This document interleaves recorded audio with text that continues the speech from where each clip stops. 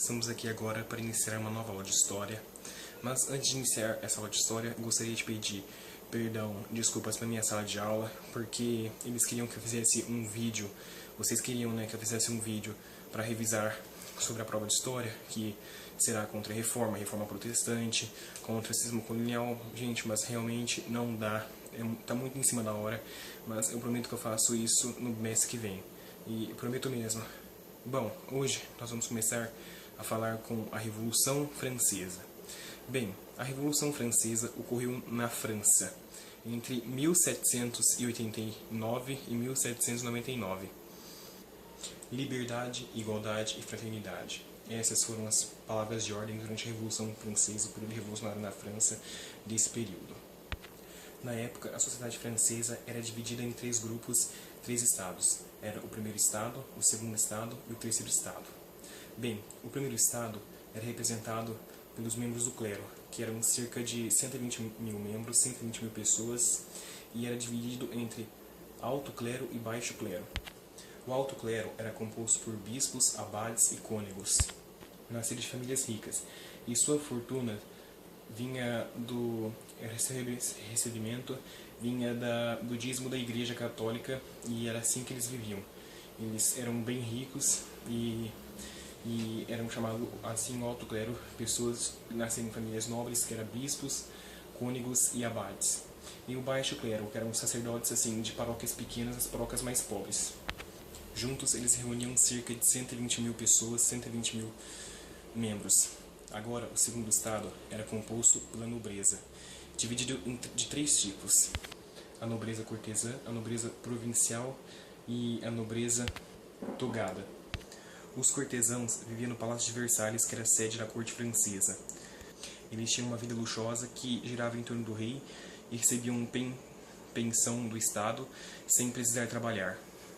Tinham a nobreza provincial, que era um grupo mais empobrecido, que vivia da custa do trabalho, e tributos pagos pelos camponeses pelo uso da terra desses nobres. E tinha também a nobreza togada, que eram burgueses ricos que compravam títulos da nobreza, cargos políticos e administrativos. E o terceiro estado, que reunia o resto da população, que tinha a burguesia, que era a alta burguesia, a baixa burguesia, os camponeses, os mais pobres e por aí vai. A alta burguesia, que eram muito ricos, viviam ligados seus interesses aos bancos e grandes manufaturas e ao comércio externo.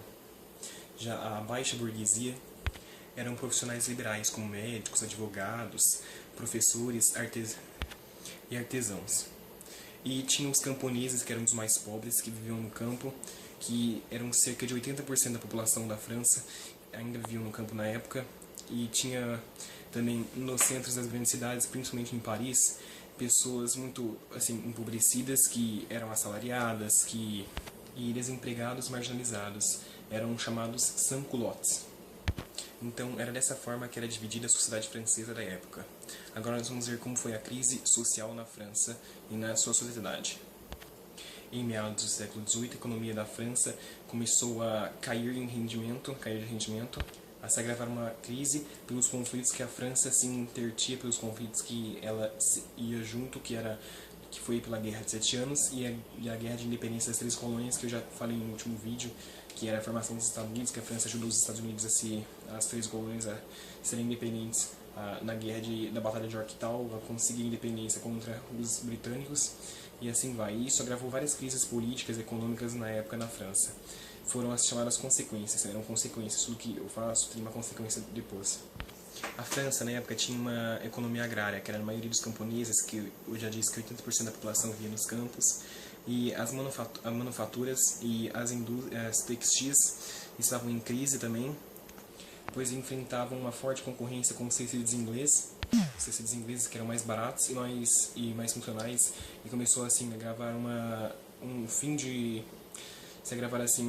concorrência grande entre a Inglaterra e a França na produção de tecidos, por isso que deu a crise também nas indústrias textis. Mas mesmo com as crises na França na época, os privilégios da nobreza e do clero não foram revistos pelo Estado. O clero e a nobreza tinham o privilégio de não pagar impostos, apenas os que pagavam impostos eram era um terceiro estado, a burguesia e os camponeses, que eram assim maior da população, e os setores da burguesia passaram a defender mudanças sociais, mudanças na sociedade francesa da época. Algumas das ideias de luta se inspiravam-se no iluminismo, que se agravou, e as discussões tornaram-se públicas, formando assim em salões, café e lojas maçônicas. Para contornar a crise que tornava-se cada vez mais grave, o rei Luís XVI criou algumas alternativas, como os novos tributos a serem pagos pelo terceiro estado, ou então incrementar também ao segundo e ao primeiro estado pagarem seus impostos, pagarem seus tributos. Foi convocada a chamada Assembleia dos Notáveis, que reunia membros do primeiro e do segundo clero. No segundo estado, eles discutiam sobre um novo tributo, que seriam pagos também pelo clero e pela nobreza, que já tinham sido antes vistos, já tinham sido falados, mas foram rejeitados. A nobreza e o clero viam seus privilégios ameaçados e por isso disseram ao rei e pediram ao rei que fizesse uma nova assembleia. E foi convocada em 1787 a Assembleia dos Estados Gerais. Participavam membros dos 3 estados, mas podiam opinar, mas não tinham poder. Mas o primeiro e o segundo estado acabava ganhando seus privilégios, por quê? Porque o voto não era por pessoa. Como se fosse assim, claro que o terceiro estado ganharia com 24 milhões de participantes, 24 milhões de membros. O voto era por estado. O pessoal se reunia lá, tudo, o primeiro estado, e votava. Claro que ia votar contra, que não queriam pagar impostos. O segundo estado também votava e o terceiro votava a favor deles. Então ficava sempre 2-1. E os ricos, a nobreza e o clero sempre ganhavam e nunca pagavam seus impostos, sempre continuavam com seus privilégios. Esse período foi conhecido como Reação Aristocrática, que foi de 1787 a 1789, quando começaram a reagir e a ir atrás de seus direitos, os membros do terceiro estado, a querer uma mudança no estado francês. Em 1789, os deputados eleitos para a Assembleia dos Estados Gerais, que eram os privilegiados, que os que não pagavam conta, e os que pagavam suas contas, que era o terceiro estado, reuniram-se no Palácio de Versalhes. A nobreza e o clero, claro, que eram muito inteligentes, que iam continuar com o sistema tradicional de votos, que era por estado. Já os terceiro estado não, queriam que cada voto passasse a ser individual, que assim eles venceriam pelo menos, e eles poderiam pagar impostos e tributos. E apoiados pelo rei, os conservadores do clero e da nobreza não aceitaram a mudança e com isso provocou a paralisação do trabalho. Em 17 de junho de 1789, acompanhados com alguns membros do clero da nobreza, os membros do terceiro estado convocaram a Assembleia Nacional Constituinte. A ideia era criar uma constituição para a França. Em 14 de julho de 1789, membros do terceiro estado tomaram a Bastilha, que era símbolo do absolutista do rei. Símbolo de seu poder, a velha prisão, e esse episódio se agravou com a tomada da Bastilha.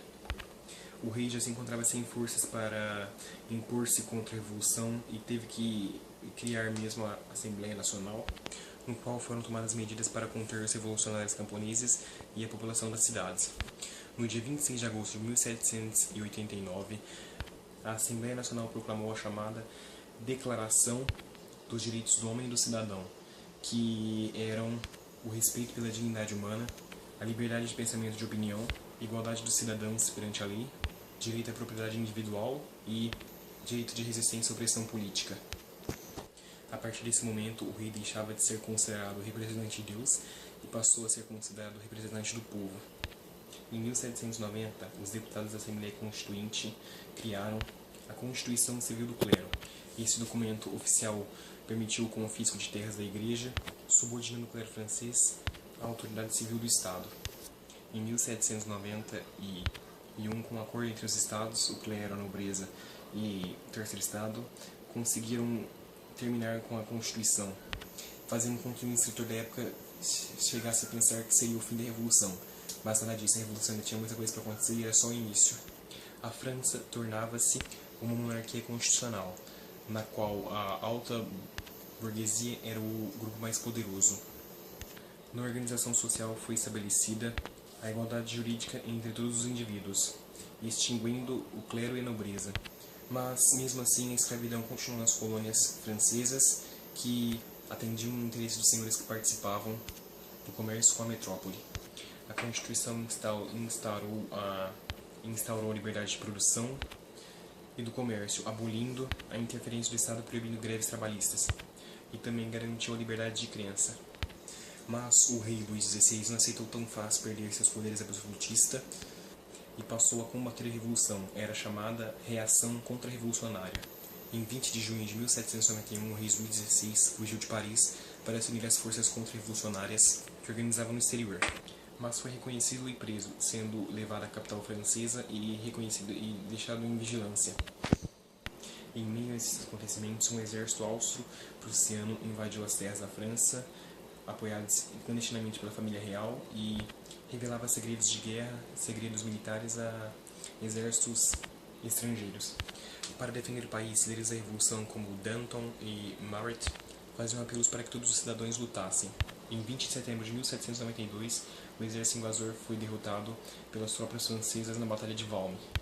Em 22 de setembro de 1792, líderes burgueses da burguesia proclamaram a República.